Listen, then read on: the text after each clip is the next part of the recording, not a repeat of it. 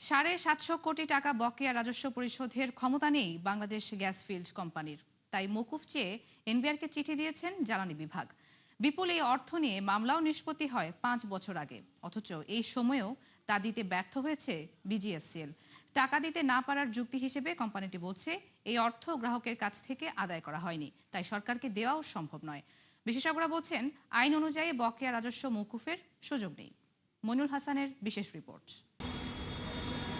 অভ্যন্তরীণ গ্যাস সরবরাহের 1/4 বেশি যোগান দেয় পেট্রোবাংলার অধীনস্থ প্রতিষ্ঠান Bangladesh gas field company. Gas অনুসন্ধান, কূপ খনন, উত্তোলনের পাশাপাশি জাতীয় গ্রিডে সরবরাহ করে প্রতিষ্ঠানটির বিরুদ্ধে 8 বছর আগে রাজস্ব ফাঁকির অভিযোগ এনে কারণ দর্শানোর নোটিশ দেয় এনবিআরের বৃহৎ করদাতা ইউনিট মূসক।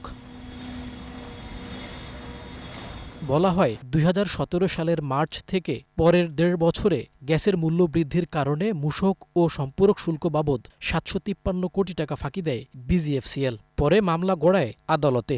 2020 সালে হাইকোর্ট বিভাগ এনবিআরের পক্ষে রায় দিলে আবারও পিটিশন দায়ের করে প্রতিষ্ঠানটি। তবে আদালতের স্থগিতাদেশ না থাকায় চলতি বছরের 7 জুন 7 দিনের মধ্যে বকেয়া পরিশোধ করার নোটিশ দেয় এলটিইউ।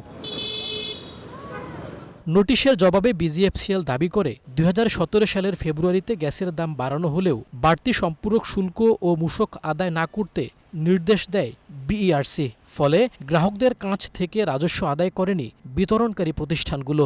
বার্কের যে নির্দেশনা ছিল 2017-তে একটা অর্ডার করেছে যে ওই সময় এসডি এবং ভ্যাট মুক্ত থাকবে। সেই অর্ডারের কারণে আমাদের ডিস্ট্রিবিউশন কোম্পানিগুলো কেউ আদায় করেনি, পেট্রোবাংলা সহ। অন্যদিকে সেই বকেয়া রাজস্ব মওকুফ চেয়ে জ্বালানি বিভাগের কাছে অনুরোধ করে পেট্রোবাংলা। এজন্য 30 জুলাই এনবিআর চেয়ারম্যান বরাবর চিঠি দেয় জ্বালানি বিভাগ। যেহেতু গ্রাহক পর্যায়ে আদায় করে নাই বিআরসির এই আদেশের কারণে, সেক্ষেত্রে বিজিএফসিএল তো আর ওইটা দিতে পারবেন বা ওটা ওদের দেওয়ার মতন অর্থের সংস্থান ওদের রাখা নাই।